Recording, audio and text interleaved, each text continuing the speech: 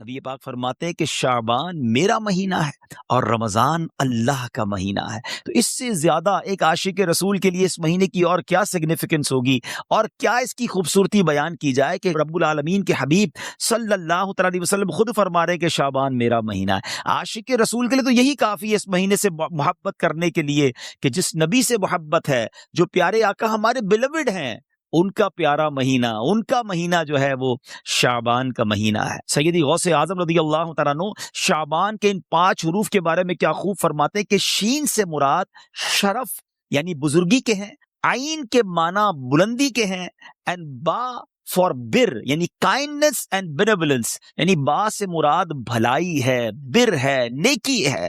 الف فار الفت افیکشن، الف سے مراد محبت ہے.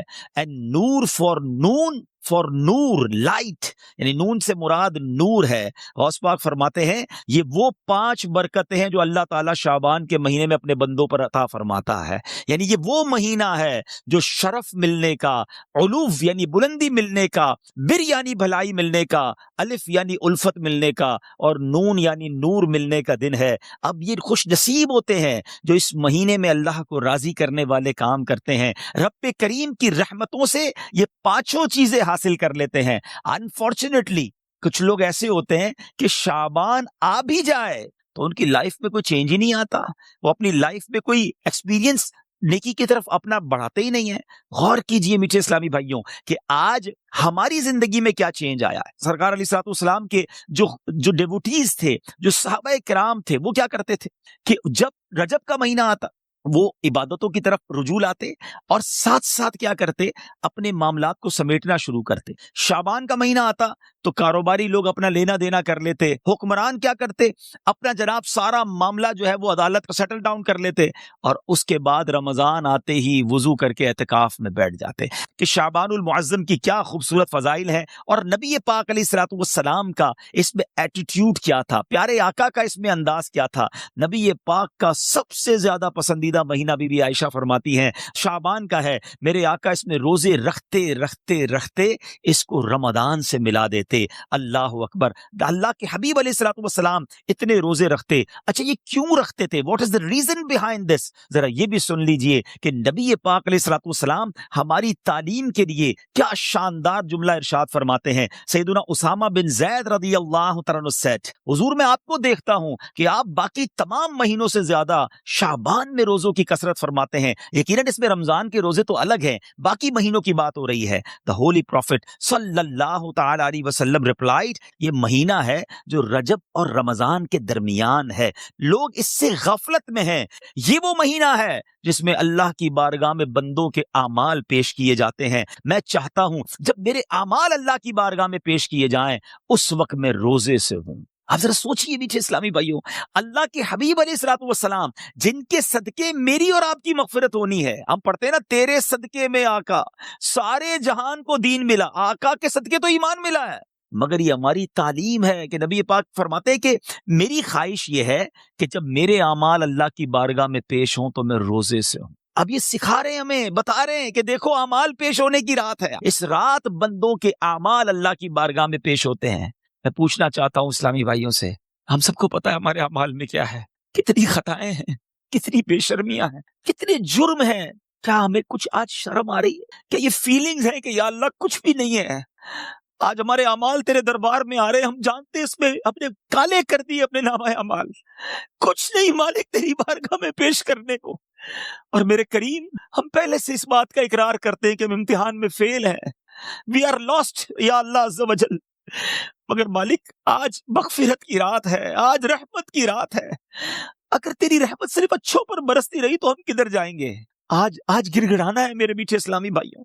آج کی رات وہ رات ہے، روایتوں میں مضمون ملتا ہے کہ آج آسمان دنیا سے یہ ندا دی جاتی ہے کہ ہے کوئی مانگنے والا کہ اس کی مراد پوری کی جائے، ہے کوئی مغفرت کا طلبگار کہ اس کو اس کی مغفرت کر دی جائے، ہے کوئی توبہ کرنے والا کہ اس کی توبہ قبول کی جائے. آج تو اعلان ہو رہا ہے نا، لیکن کیا ہم اس کیفیت میں ہیں؟ کیا ہم اللہ کی بارگاہ میں اس طرح گڑ گڑا رہے ہیں کہ مولا بس آج معاف کر دیجیے؟ ورنہ حالت تو یہ ہے، وہ پنجابی شاعر لکھتے ہیں نا، جے میں ویکھا عملہ ولے کچھ نہیں میرے پلے، کچھ ہے ہی نہیں، ایوری تھنگ لاسٹ. ہم نے ساری زندگی بیکار کاموں میں تو گزاری، نیکیاں کی تو اس میں اخلاص نہیں، ریاکاری.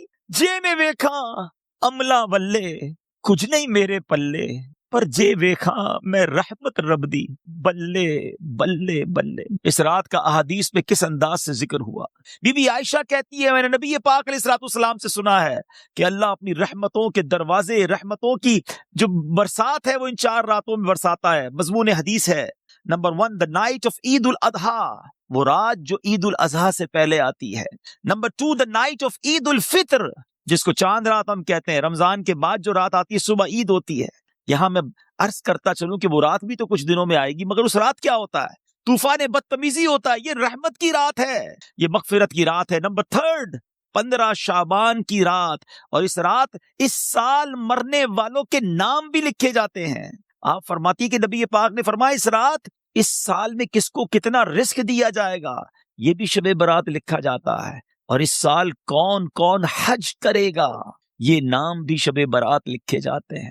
اتنی نازک رات ہے. The fourth night، 8 اور 9 ذوالحجہ کی درمیان کی رات، یہ چوتھی رات ہے جو رحمتوں کے دروازے کھول دیے جاتے ہیں، اور یہ عرفہ کی رات کہلاتی ہے. Dear Islamic brothers, how critical the 15th night of Shaban المعظم is.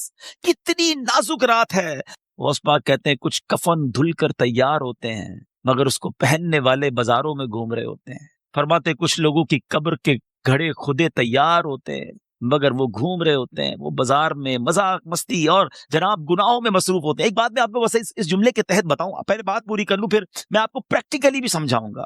کچھ لوگ ہنسی مذاق کر رہے ہوتے ہیں مگر موت کا وقت قریب آ گیا ہوتا ہے. فرماتے کچھ گھر بالکل بن کر تیار ہو گئے ہوتے ہیں مگر مکین جو اس گھر میں رہنے کے لیے آنا چاہتا ہے اس کا آخری وقت بھی آ گیا، اس کی قبر بھی تیار ہو چکی ہوتی. اب ذرا اس کو پریکٹیکلی سمجھیے. آپ جب قبرستان جاتے ہیں کچھ قبریں تیار ملتی ہے نا، صحیح بات بتاؤں پریکٹیکل، جو قبریں خودی ہوئی ہیں نا، جن کی بھی خودی ہوئی ہیں وہ زندہ ہیں اس وقت. ہاں تھوڑی دیر بعد مرنا ہے انہوں نے اور پھر اس قبر میں آ جانا ہے. کفن کی دکان پر جب کبھی جائے نا تو وہ کفن وہ طے کر رہا ہوتا ہے، پلاسٹک میں ڈال رہا ہوتا ہے.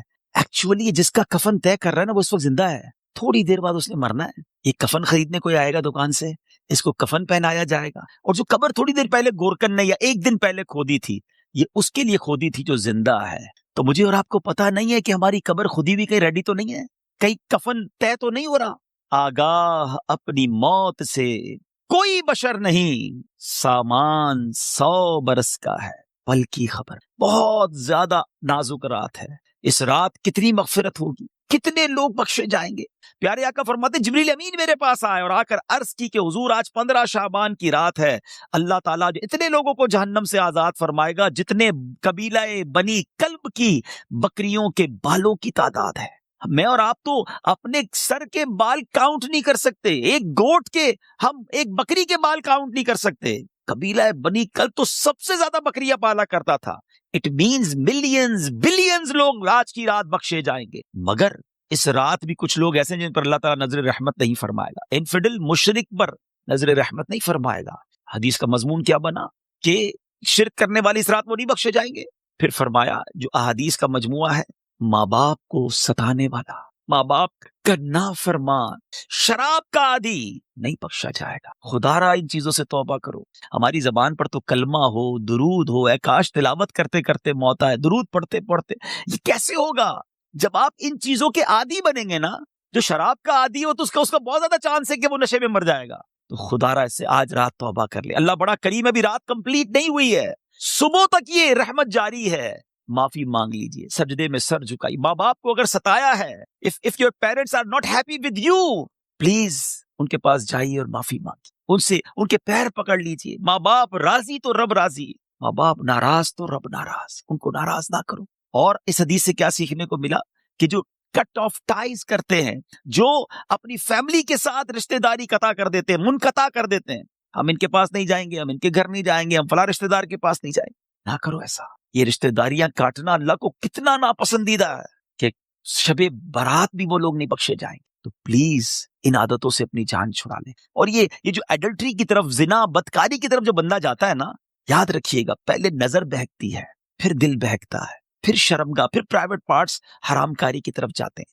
تو ہمارے یہ شٹر جو ہے نا، اسی کو بند کر دینا کہ حرام نہیں دیکھوں گا، اپنے موبائل پر، اپنے انٹرنیٹ ڈیوائسز پر ہم کیا دیکھ رہے ہوتے ہیں؟ پہلے حرام بندہ دیکھتا ہے، اور پھر یہ جو ہم نے دوستیوں کے نام پر جو گرلز اینڈ بوائز کی دوستیاں چل رہی ہوتی ہیں کہ نہیں جناب ہم only friends, it is not allowed in Islam. یہ دوستیاں ہی پھر حرام کی طرف لے کر جاتی ہیں. جو اسلام نے ہمیں جن چیزوں سے منع کیا، مسلمان ہیں، ہمیں جنت میں جانا ہے نا، اللہ کو راضی کرنا ہے. اگر رب ہی ناراض ہو گیا تو بنے گا کیا؟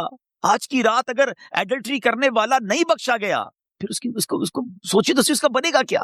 تو پلیز میک ریپینٹنس، گر گڑائیے اپنے رب کی بارگاہ میں. اور دیکھیں توبہ کیا ہے. توبہ کے ویسے تو کئی ڈیٹیل علماء نے بتائی، مگر ان شارٹ اگر میں آپ کو بتاؤں نا، الندم التوبہ، شرمندگی توبہ ہے. پہلے تو اپنے اندر گلٹ فیل کیجئے کہ یا اللہ میں بہت برا ہوں، بہت غلطیاں ہیں، مالک معاف کر دے. اور پھر آئندہ نہ کرنے کا پکا ارادہ، اے اللہ اب نہیں کروں، میں تجھ سے وعدہ کرتا ہے، پرومس ان یور کورٹ یا اللہ عز و جل، میری توبہ قبول کرنے مالک اب نہیں کروں گا. تو یہ پکی توبہ انشاءاللہ، کیا پتا اللہ کریم کی آج رحمت برس جائے اور وہ ہمیں آج معاف کر دے. What a beautiful incident، کیا خوبصورت واقعہ، ذرا ایمان کی جو چاشنی کے ساتھ سنی. امیر المومنین سیدتنا عمر بن عبد العزیز رحمۃ اللہ تعالی، حضرت عمر بن عبد العزیز امیر المومنین تھے جس وقت. 15 شعبان کی رات عبادت میں مصروف ہیں. جب وہ اپنے سر اٹھاتے ہیں نا تو اپنے ساتھ ایک گرین کلر کا پیپر دیکھتے ہیں جس کا نور آسمانوں تک جا رہا ہوتا ہے. It was bearing the words، اس میں لکھا ہوا کیا ہے؟ هذه براءة من النار من الملک العزیز لعبده عمر بن عبد العزیز. یہ اللہ کی طرف سے اپنے بندے عمر بن عبد العزیز کے لیے جہنم کی آگ سے آزادی کا پروانہ ہے. ہائے ہائے ہائے، جس سے رب راضی ہو ان کو ایسے انعامات عطا ہوتے ہیں. تو میرے میٹھے اسلامی بھائیوں، ذرا سوچئے کہ ہم نے بھی تو اللہ سے مغفرت لینی ہے نا، ہم نے بھی تو اپنے رب کو راضی کرنا ہے. ہمارے بزرگان دین ہمیں سمجھاتے ہیں کہ یہ دنیا جی لگانے کی نہیں ہے، ہم سب کو اس دنیا سے جانا ہے. ذرا امیر المومنین حضرت ابوبکر صدیق رضی اللہ عنہ کا فرمان سنیں. وہ کیا کہتے ہیں؟ the leader of the believers سیدنا صدیق اکبر رضی اللہ عنہ would say during the sermon، ان کا ایک انداز ہوتا تھا، وہ خطبے کے دوران کیا کہتے ہیں؟ where are those with beautiful faces، کہاں ہیں خوبصورت چہروں والے؟ where are those who were arrogant about their youth، کہاں ہیں وہ لوگ جو اپنی جوانی پر بڑا ناز کرتے تھے؟ where have those kings gone who had magnificent cities constructed and had them fortified with giant forts، کہتے ہیں وہ بادشاہ کدھر ہیں جنہوں نے بڑے بڑے شہر بنائے اور بڑے بڑے قلعے بنائے، ان کی شان و شوکت ہوا کرتی تھی. where are those who were victorious on the battlefield، کدھر ہے وہ سپہ سالار اور وہ جنگجو جو میدان جنگ میں جیتا کرتے تھے؟ without any doubt time has ruined them and they are now lying in the darkness of the grave، بغیر کسی شک کے وقت نے انہیں ختم کر دیا، پامال کر دیا، اور آج وہ اپنی اندھیری قبر میں ہے. hurry up، جلدی کرو، exceed in performing good deeds and seek salvation. سیدنا ابوبکر صدیق کہتے ہیں جلدی کرو اور اللہ کو راضی کرنے والے کام کر لو اور نجات حاصل کر لو. کاش یہ باتیں ہمارے دل میں گھر کر جائے. بندہ کہتا ہے یار ابھی تو ایک گھر ہے، 2 بنانے ہیں، ابھی تو چھوٹا ہے بڑا بنانا ہے، ابھی تو یورپ میں ہے پاکستان میں بھی گھر بنانا ہے، ابھی تو چھوٹا بزنس ہے بڑا کرنا ہے، 5 ایئرز بعد یہ ٹارگٹ ہے، 10 ایئرز بعد یہ ٹارگٹ ہے، 20 ایئرز بعد یہ ٹارگٹ ہے، اتنے پاسپورٹ لینے ہیں، یہ جناب ویزے لینے ہیں، مگر پتہ بھی نہیں چلتا اور بندہ کیسے دنیا سے چلا جاتا ہے. آئیے میں آپ کو ایک اور واقعہ سناؤں. سیدنا عمر بن عبد العزیز جن کو براءت کا پروانہ ملتا ہے، یہ امیر المؤمنین ہے، کس قدر نیک ہے. ایک بار ایک جنازے کے ساتھ قبرستان تشریف لے گئے. ہم بھی گئے گریو یارڈ، ہم بھی جاتے ہیں جنازے میں، ہماری کیا کیفیت ہوتی ہے؟ Look at the feeling of سیدنا عمر بن عبد العزیز رضی اللہ تعالیٰ عنہ when he visited graveyard. وہاں ایک قبر کے پاس بیٹھ کر غور و فکر میں ڈوب گئے. کسی نے عرض کی اے امیر المومنین آپ یہاں تنہا کیوں تشریف فرما ہیں؟ فرمایا ابھی مجھے قبر نے مجھے پکار کر بلایا اور بولی اے عمر بن عبد العزیز مجھ سے کیوں نہیں پوچھتے میں اپنے اندر آنے والوں کے ساتھ کیا برتاؤ کرتی ہوں؟ میں نے اس قبر سے کہا مجھے ضرور بتا. وہ کہنے لگی جب کوئی میرے اندر آتا ہے تو میں اس کا کفن پھاڑ کر جسم کے ٹکڑے ٹکڑے کر ڈالتی ہوں اور اس کا گوشت کھا جاتی ہوں.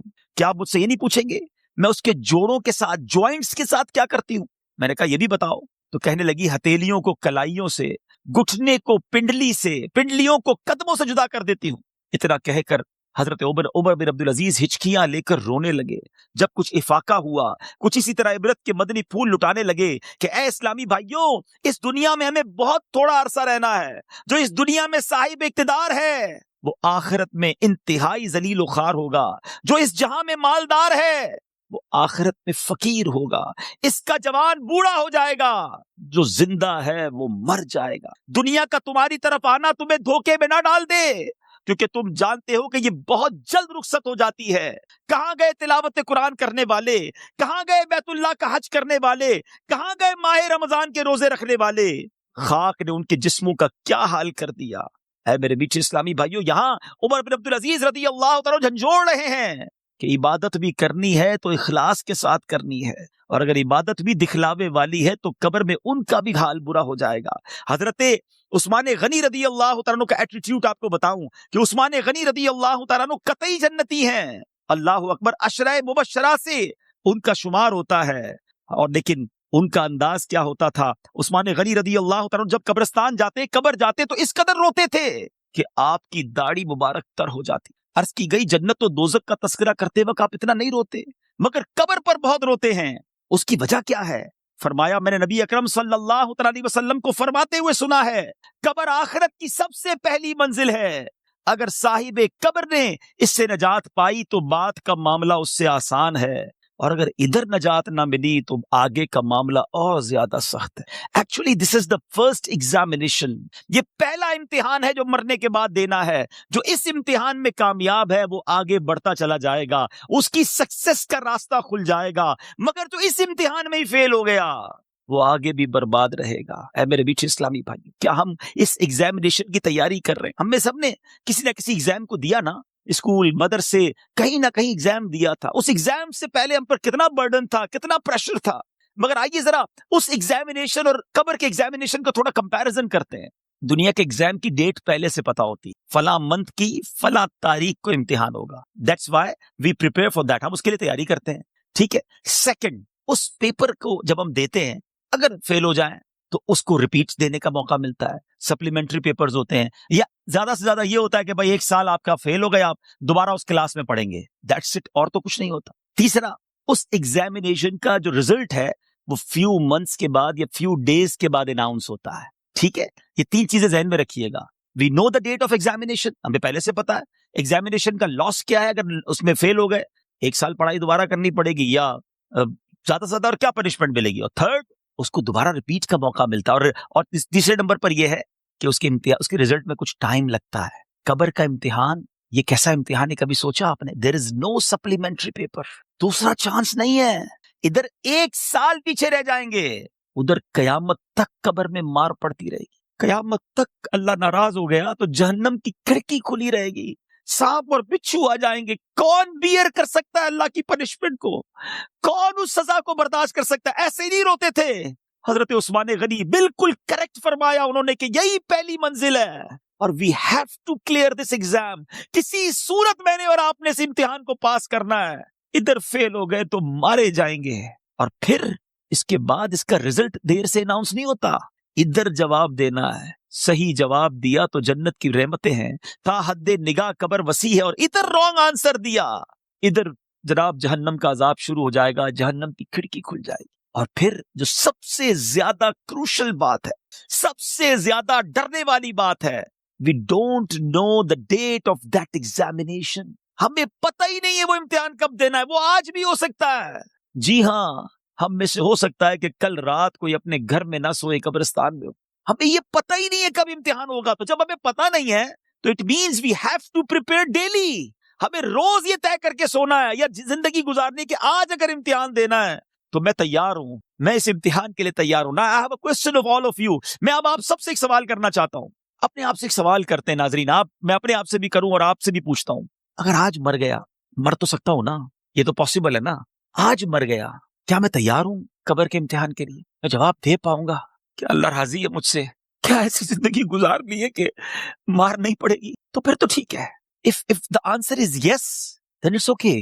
اور اگر آنسر یہ نہیں آ رہا دل سے کہ نہیں ابھی تو بہت گناہ ہیں, بڑی خطائیں ہیں, توبہ کرنی ہے, اچھا بننا ہے, نمازیں بھی کئیوں کی قضا ہو رہی ہیں, حرام روزی بھی چل رہی ہے, حرام چیزوں کو دیکھ بھی رہا ہے, حرام سن بھی رہا ہے, جھوٹ بھی زبان سے گیا نہیں ہے, غیبتیں بھی جاری ہیں, ماں باپ الگ پریشان ہیں, فیملی الگ ٹینشن میں ہے, روزی حرام بھی چل رہی ہے, ابھی نہیں مرنا بھائی, ابھی تو توبہ کرنی ہے. تو پھر بتاؤ نا, کب توبہ کرو گے؟ کب قبر کی تیاری کرو گے؟ ابھی تو سنا کہ یہ اچانک موت کا ہوگا شکار، پتہ بھی نہیں چلتا. روز صبح کئی لوگ گھر سے نکلتے ہیں اور کہہ کر جاتے ہیں کہ میں جب ایوننگ میں واپس آؤں گا نا تو یہ والا کھانا بنا کے رکھنا، یہ والے میرے کلاتھس استری کر کے ذرا ریڈی کر کے رکھنا، have to go with my friends. بندہ واپس نہیں آتا، لاش واپس آتی ہے. ایسا ہوتا ہے نا، ہمارے ساتھ بھی ایسا ہی ہوگا، پتہ ہی نہیں ہوگا. اور لوگ کہیں گے یار ہمارے ساتھ ہی تو تھے آج، ارے صبح ملاقات ہوئی تھی، کل تو کھانا ساتھ کھایا تھا، اس کا انتقال ہو گیا. آج آپ کہتے ہیں نا کسی کے بارے میں، ایسی ہمارے بارے میں کوئی کہے گا، تھوڑے دن تک لوگ یاد رکھیں گے، ہیں؟ اس کے بعد ہم ہوں گے، ہماری قبر ہوگی، ہمارے اعمال ہوں گے. اگر چین میں ہوں گے نا تو پھر ٹھیک ہے. اگر زندگی نماز پڑھتے ہوئے گزر رہی ہے، سنتوں کے مطابق ہے، حلال روزی کما رہے ہیں، درود پڑھ رہے ہیں، تلاوت قرآن ہو رہی ہے، حرام چیزوں سے بچ رہے ہیں، نیکی کی دعوت کے کاموں میں انوالو ہے، تو پھر تو انشاءاللہ خیر ہو جائے گی. انشاءاللہ پھر تو نبی پاک تشریف لائیں گے اور پھر اعلیٰ حضرت لکھتے نا قبر میں لہرائیں گے تا حشر جلوے نور کے، جلوہ فرما ہوگی جب طلعت رسول اللہ کی. لیکن اپنے آپ سے پوچھو، کسی اور سے نہ پوچھو. I know very well، ہر بندہ اپنے بارے میں جانتا ہے کہ میں کتنا برا ہوں، تجھے تو خبر ہے میں کتنا برا ہوں، تو عیبوں کو میرے چھپایا ہے. ہمیں سب پتا ہے اپنے بارے میں. تو پلیز میرے میٹھے اسلامی بھائیو، اس ایگزام کی تیاری کیجیے. ایگزام میں کوسچن بھی ڈکلیئر ہیں. اچھا، دنیا کے امتحان میں تو سوال پتہ نہیں ہوتے نا، یہ قبر کا امتحان بڑا نرالا ہے. سوال پہلے سے بتا ہے، جواب بھی پہلے سے بتا ہے، مگر جواب وہی دے سکے گا جو ایمان لے کر جائے گا اور جس سے اللہ اور اس کے رسول راضی ہوں گے. حالانکہ آپ نے یہ 100 بار اس جواب کو پڑھ لیا، اس دن یاد اسی کو آئے گا جب پوچھا جائے گا من ربک کا، تو وہ کہے گا ربی اللہ. جب پوچھا جائے گا ما دینک کا، تمہارا دین کیا ہے، وہ کہے گا دینی الاسلام. اور پھر ایک پیارا سا چہرہ دکھایا جائے گا اور پوچھا جائے گا تو جس نے نبی پاک پر درود پڑھتے ہوئے، سلام پڑھتے ہوئے ان کی سنتیں اپنائی ہوں گی، چہرے پہ داڑھی سجائی ہوگی، سنت کے مطابق زندگی گزاری ہوگی، وہ تو دیکھ کر عرض کرے گا نا کہ وہی آقا ہیں جن کے لیے میں درود پڑھتا تھا، سلام پڑھتا تھا. اے فرشتوں، میں تو مر کے پہنچا ہوں یہاں اس دل ربا کے واسطے. لیکن ایسی لائف گزری کہ نہیں، کہیں ایسا نہ ہو کہ نبی پاک جب تشریف لائیں تو نبی پاک کی پہچان ہی نصیب نہ ہو، آقا ہی چہرہ نام سے موڑ لیں. کیونکہ نبی پاک نہیں فرمایا نا فمن رغب عن سنتی فلیس من، جس نے میری سنت سے منہ موڑا وہ ہم میں سے نہیں. سوچئے، سنت کے بغیر جو زندگی گزار رہے ہیں، حرام کاموں میں زندگی گزار رہے ہیں، گناہگار تو ہیں مگر بندے تو رب کے ہیں نا.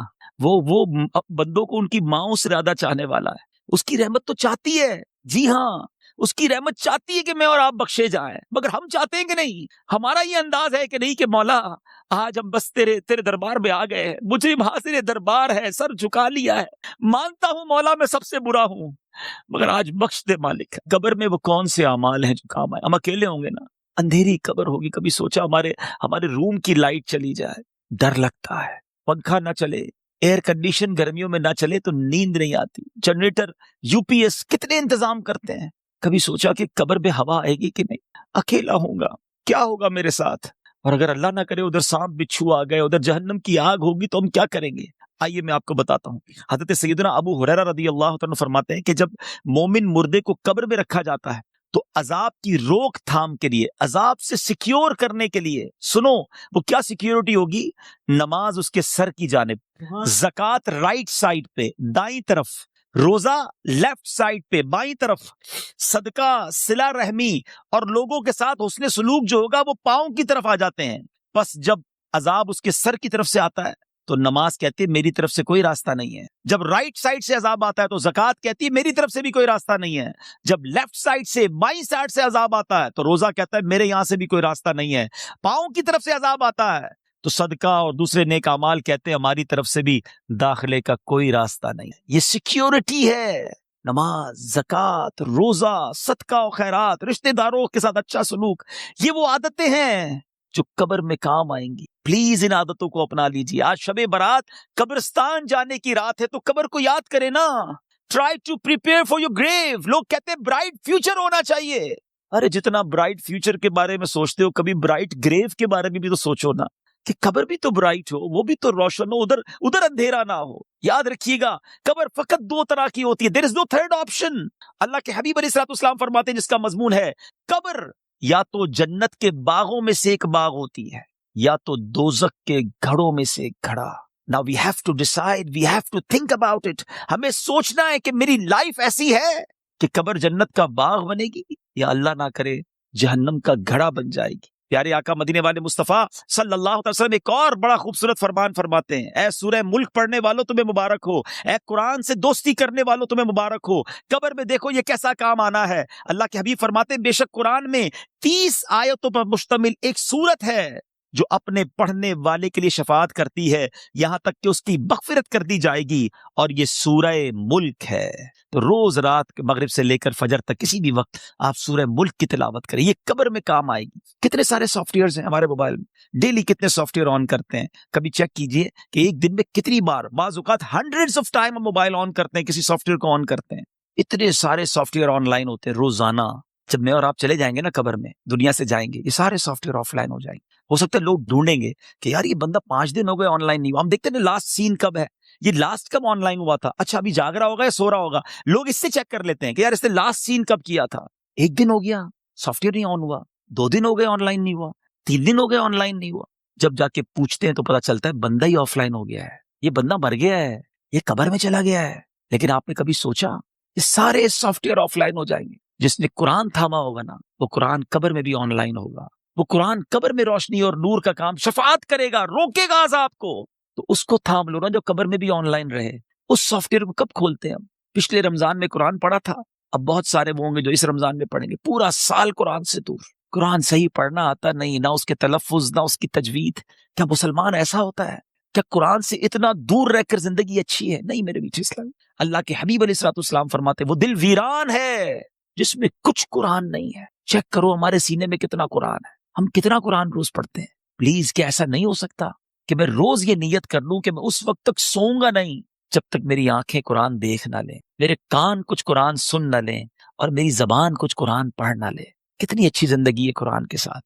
تو پلیز اللہ کے کلام سے دوستی کریں، صدقہ و خیرات، یہ دن ہیں اللہ کی راہ میں خرچ کرنے کے۔ صحابہ کرام شعبان میں اپنی زکوٰۃ ادا کرتے تھے تاکہ رمضان میں غریب لوگ اچھے طریقے سے اپنا رمضان گزار سکے۔ زکوٰۃ دیں، اور پھر صدقہ خیرات زکوٰۃ، سبحان اللہ، یہ اتنا اللہ کو پسند ہے کہ اللہ کریم نے قرآن مجید فرقان حمید میں جو کامیاب لوگوں کے اوصاف بیان کیے نا، ویسے میں آپ کو ہنٹ دے دیتا ہوں، قرآن کی بات کی ہے نا، آپ سورہ مومنون 18 پارے کی سٹارٹ کی جو سورت ہے نا، سٹارٹ ہی اسی سے ہوتا ہے، 11 آیتیں، 11 آیات، پلیز مسٹ ریڈ دوز آیات، ضرور پڑھیں ان آیتوں کو، اس کا ترجمہ و تفسیر پڑھیں۔ لوگ کہتے ہیں یار فلاں سکسیسفل ہے، فلاں کامیاب ہے، پیسے والا کامیاب ہے، جناب اتنا بڑا کاروبار ہے یہ کامیاب ہے، فلاں ملک کا پاسپورٹ ہے وہ کامیاب ہے۔ نہیں جناب، جو عہدے دار ہے، جس کے پاس کوئی اقتدار ہے وہ کامیاب ہے۔ کون فیصلہ کرے گا ہوئی سکسیسفل؟ جس نے کائنات بنائی، جس نے مجھے بنایا، جس نے آپ کو بنایا، وہ رب فرماتا ہے قد افلح المؤمنون ہے، یہ 18واں پارہ شروع یہیں سے ہوتا ہے کہ بے شک ایمان والے کامیاب ہو گئے ہیں۔ ہائے ہائے، اور پھر اس کے بعد ان ایمان والوں کے اوصاف، وہ کون سے ایمان والے ہیں، ان کے اندر اسپیشلٹی کیا ہے، اللہ نے ان 10 آیتوں میں بیان بھی فرما دیا، اور جو آخری 11ویں آیت ہے نا، اس میں تو انعام بھی بتا دیا کہ ان کو ملے گا کیا، ان ایمان والوں کو ملنا کیا ہے۔ ضرور پڑھیے گا، ایمان تازہ ہو جائے گا۔ مگر میں چونکہ صدقہ اور خیرات کی بات ہو رہی ہے، زکوٰۃ دینے والی بات ہو رہی ہے، تو میں شروع کی 3-4 آیتیں سناتا ہوں آپ کو۔ اللہ قرآن میں فرماتا ہے بسم اللہ الرحمن الرحیم قد افلح المؤمنون الذین هم فی صلاتهم خاشعون والذین هم عن اللغو معرضون والذین هم للزکاة فاعلون۔ اللہ فرماتا ہے بے شک مراد کو پہنچے ایمان والے ہیں۔ اب مراد کو پہنچے کیا کرتے ہیں؟ جو اپنی نماز میں گر گڑاتے ہیں۔ کیا ہماری نمازیں ایسی ہیں؟ اب تو نماز پڑھتے نہیں، پڑھتے تو دھیان کہیں اور ہوتا ہے، فوکس نماز میں خشوع و خضوع ہے جن کی۔ پھر فرمایا جو کسی بیہودہ بات کی طرف التفات نہیں کرتے۔ ادھر تو حال یہ، کوئی بتاؤ یار، کوئی ویب سائٹ بتاؤ، کوئی کلپ بھیجو، کوئی سافٹ ویئر بتاؤ جدھر سے معاذ اللہ گندی بری باتیں دیکھنے کو ملے۔ قرآن کہتا ہے جو بیہودہ بات کی طرف توجہ ہی نہیں کرتے، یہ ہیں ایمان والے، یہ کامیاب لوگ ہیں۔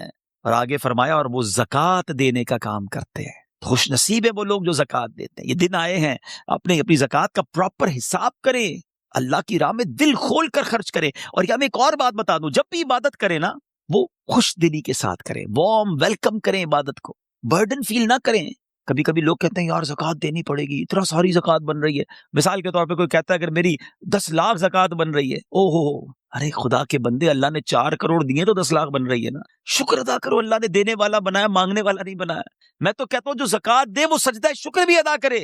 کہ مالک تیری مہربانی، تو نے دینے والا بنایا، مانگنے والا نہیں بنایا۔ تراویح پڑھنی پڑے گی، رمضان آ گیا، ارے اللہ کے بندو شکر ادا کرو، اللہ نے پیر سلامت دی، اللہ نے پھر رمضان دے دیا، پھر روزے رکھوں گا، پھر تلاوت کروں گا، پھر تراویح، خوش دلی کے ساتھ برڈن فیل کر کر اگر آپ عبادت کریں گے اس کا ثواب بھی نہیں ملنا، اللہ ناراض ہوگا اس سے۔ خوش دلی کے ساتھ ویلکم کرے عبادت کو، انشاءاللہ اللہ اور عطا فرمائے گا۔ اور یہ صدقہ، خیرات، زکوٰۃ، یہ تو ملٹیپلیکیشن ہے آپ کے مال کی۔ تو ہے میرے میٹھے اسلامی بھائیوں، اس میں ماہ رمضان سے پہلے خوب سخاوت کریں۔ سخی اللہ کو بڑا پسند ہے، اللہ اکبر۔ حدیث کا مضمون ہے سخی اللہ کے قریب، بندوں کے قریب، جنت کے قریب ہوتا ہے اور دوزخ سے دور ہوتا ہے۔ اور جو بخیل ہوتا ہے نا، کنجوس، سٹنجی، فرمایا وہ اللہ سے بھی دور، بندوں سے بھی دور، جنت سے بھی دور ہوتا ہے، دوزخ کے قریب ہوتا ہے۔ آپ سوچ لیجئے کون سے گروپ میں جانا ہے۔ اللہ سے دعا کرو اللہ سخاوت عطا فرمائے اور اپنی راہ میں دل کھول کر، خوش دلی، دیکھیں انجوائے کر کے خرچ کرو گے نا، اس کو پتہ کیسے انجوائے کر سکتے ہیں آپ، اس کو کیسے خوش دلی کے ساتھ کر سکتے ہیں۔ مال انسان کو یقیناً پسند ہوتا ہے، یہ انسان جو ہے نا، اس کے اندر جس کو کہے کہ دل کے اندر مال سے محبت ہے۔ اب اس مال کو خرچ کرتے ہوئے خوشی کیسے ہو، اس کا بڑا پیارا علماء نے طریقہ بتایا کہ بندہ یہ سوچے، یہ سمجھے اور یقین کرے کہ جو میں دے رہا ہوں نا، یہ جا نہیں رہا ہے، یہ میرے ہی اکاؤنٹ میں جمع ہو رہا ہے اور ملٹی پلائی ہو رہا ہے۔ سبحان، جب یہ آپ کا مائنڈ سیٹ بن جائے گا نا، مثال کے طور پہ ہمارے یہاں لوگ کمیٹی ڈالتے ہیں، بی سی ڈالتے ہیں، تھوڑے تھوڑے پیسے، کیوں یار مشکل وقت میں کام آئیں گے، اسی لیے ڈالتے ہیں نا۔ تو یہ واقعی وہ پیسے ہیں جو مشکل وقت میں کام آئیں گے، اور یہ وہ مشکل وقت ہوگا جب کوئی مدد نہیں کر سکے گا۔ Nobody help us on the day of judgment. کیوں کہ وہاں تو آپ نے سنا ہے نا، ماں بھی جواب نہیں دے گی، والد بھی جواب نہیں دے گا، والد کو بیٹا جواب نہیں دے گا۔ تو یہ وہ میرے پیسے ہوں گے جو مجھے اس وقت ملیں گے اور ملٹی پلائی ہو کر ملیں گے۔ یہ میں نہیں کہہ رہا، اللہ کریم فرماتا ہے، حدیث قدسی میں ہے جس کا مضمون ہے، اے ابن آدم اپنا مال میرے پاس جمع کرا دے۔ اللہ کا فرمان سنے، میرے پاس جمع کرا دے، نہ جلے گا، نہ ڈوبے گا، نہ کم ہوگا، نہ چوری ہوگا۔ میں تجھے اس دن لوٹاؤں گا جس دن تجھے ایک ایک نیکی کی ضرورت ہوگی۔ اب بتاؤ خرچ کرتے وقت مزہ کیوں نہ ہے؟ اگر یہ ذہن بن جائے کہ یار میں جمع کرا رہا ہوں، قیامت کے دن ملٹی پلائی ہو کے ملے گا، جب میں پھنسا ہوا ہوں گا زیادہ ملے گا، تو بندہ کہ اور ڈال دو یار، تھوڑے اور لے جاؤ بھائی۔ تو آپ انجوائے کریں اللہ کی راہ میں خرچ کرنے کے لیے، کسی غریب کو، کسی مسجد میں، کسی فقیر، جو رشتہ دار غریب فقراء ہیں، بانٹیں۔